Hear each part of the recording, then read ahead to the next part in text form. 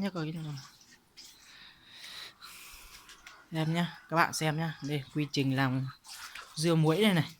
Đây khâu thứ nhất là các bạn mua cái đông dư này về. Khâu thứ hai là rửa sạch như thế này nhá, rửa từng lã sạch thế này nhá.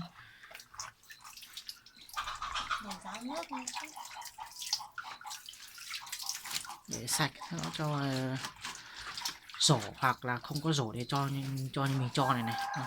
Ráo hết nước đã.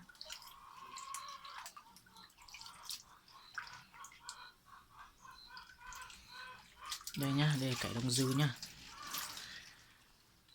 Cải nào cũng được nhưng mà cải đông dư này là làm mà nó non giòn mà ngon hơn, nó chua nhanh hơn. Cải canh này cũng làm được. Đây cải canh đây cũng làm được nhưng mà cái này làm thì nó không giòn mấy, chua thì như nhau thôi. Nên nên các bạn nên làm là cải đông dư.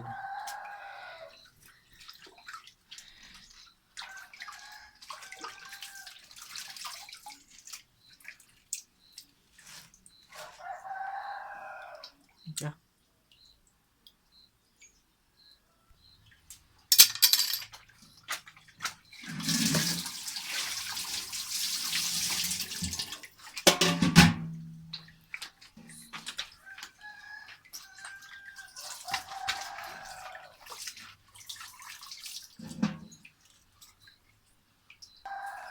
Cái kia chắc phải rau lại trước. Sạch.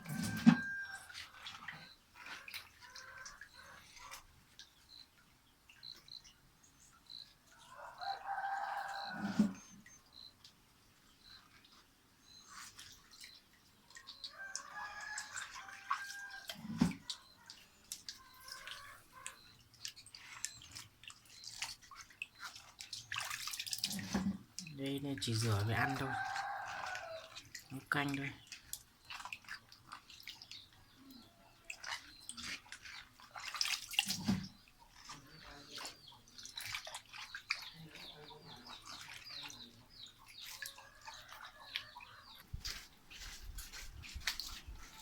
Đây ráo hết nước rồi nhá, bây giờ chuẩn bị làm nhé.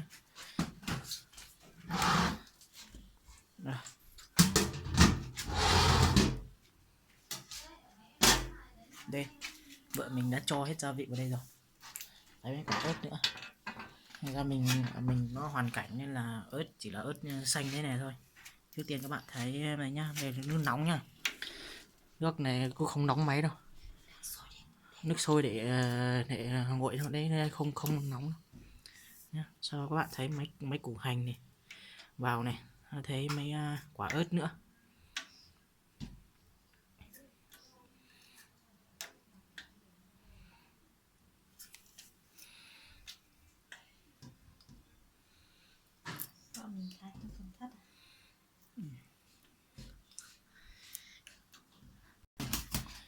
Bạn xem nhá, thái thì thấy mỏng rồi bé thôi, vừa ăn thôi.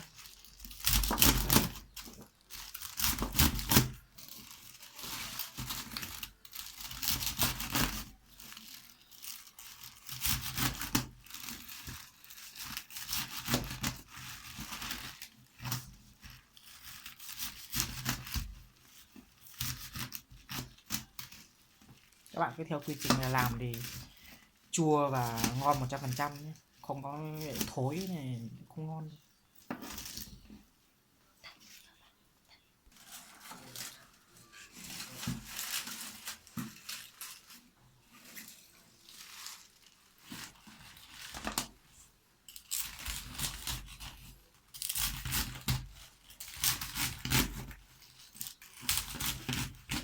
Rau này rất sạt ra từ từ nhá, thái vào rau thái vào thái thì ăn cả hai đấy.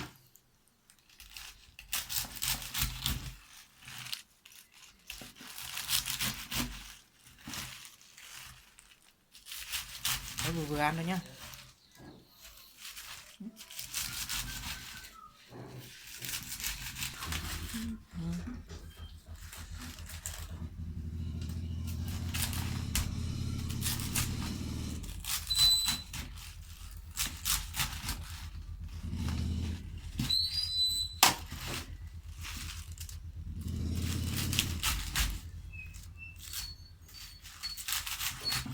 quá mồ.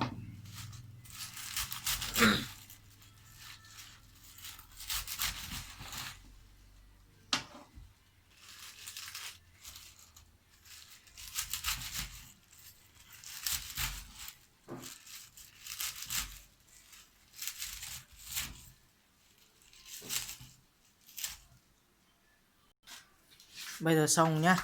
Bây giờ các bạn xem này, mỡ rau đâu mà. Cho hết rau vào trong cái nước lúc nãy đó. Cho hết rau vào đây. Đây, cho hết rau vào đây. Nhưng mà nước mình để ít quá rồi. Thì mình phải thêm nước.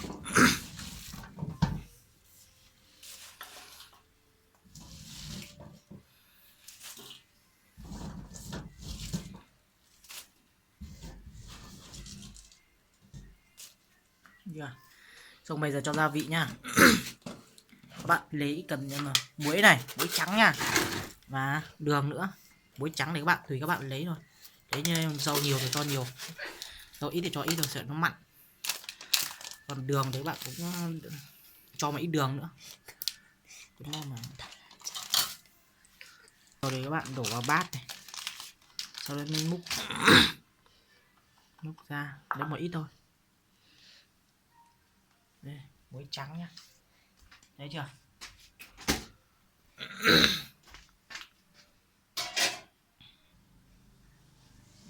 Đây, ít thôi. Đừng ít hơn chỗ này hay là thế thôi, để cho nó có axit chua thế thôi. Rồi ít thôi. Cho nếu các bạn cho đường nhiều nó sẽ bị nước nó sẽ bị nhớt nhá. Cho ít thôi. Do cái nước ở trong đây ít nên bây giờ mình để đổ thêm nước nóng nha. Cái này là nước nóng nha. Nó không nóng mấy đâu. Cái này các bạn đừng 40-50 độ thôi. Đổ thêm vào. Bây giờ xong các bạn lấy đũa. Tuyệt đối không được cho dính mỡ nhá. Cho dính mỡ vào nó sẽ bị thối. Chưa? Các bạn lấy làm thì đặc biệt là cẩn thận. Đừng có cho dính mỡ. Bây giờ đảo nó đều lên. Nếu bạn nào mà làm mà dính một ít mỡ vào trong là nó sẽ bị thối, mà sẽ không chua, không ngon đâu, đúng chưa? Nên tuyệt đối là không được cho dính mỡ. Bây giờ đảo đều lên.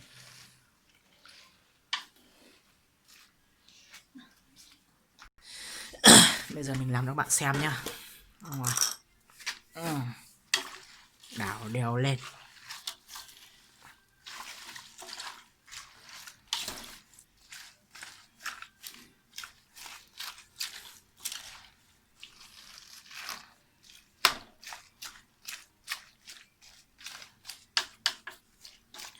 Đừng để cái nước mình năm này nó nóng quá nhá, nóng quá thì rau này sẽ bị chín rồi, nó không ngon. Các bạn để nó nước nó khoảng từng cùng lắm chỉ 60 độ thôi. 60 độ C là được rồi.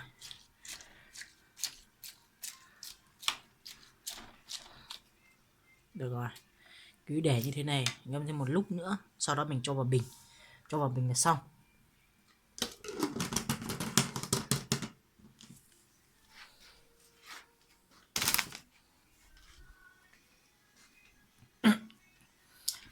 Bây giờ mình đi lấy cái bình về đấy.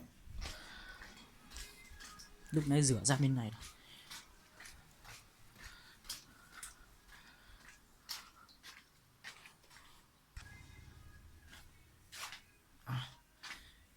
Đây rồi. Cái bình này mình ăn hết rồi, bây giờ mình lại làm lại. Đây à. Cho vào đi. Bây giờ các bạn lấy cái gì đó múc vào thôi, múc vào bình thôi là xong. Được rồi nhá, để mình múc vào đấy. Bây giờ mình đã đổ xong đây nhá, các bạn chỉ cần cho vào bình thế này thôi, chưa? Cho bình thế này, kén nóng các bạn để nắp kín vào, nắp kín vào, xong. Để đây thì từng bao lâu thì được ăn, khoảng từng hơn một ngày thôi, hơn một ngày là được ăn rồi, ngày thứ hai là được ăn được nha. Thế thôi, được rồi, đây nha.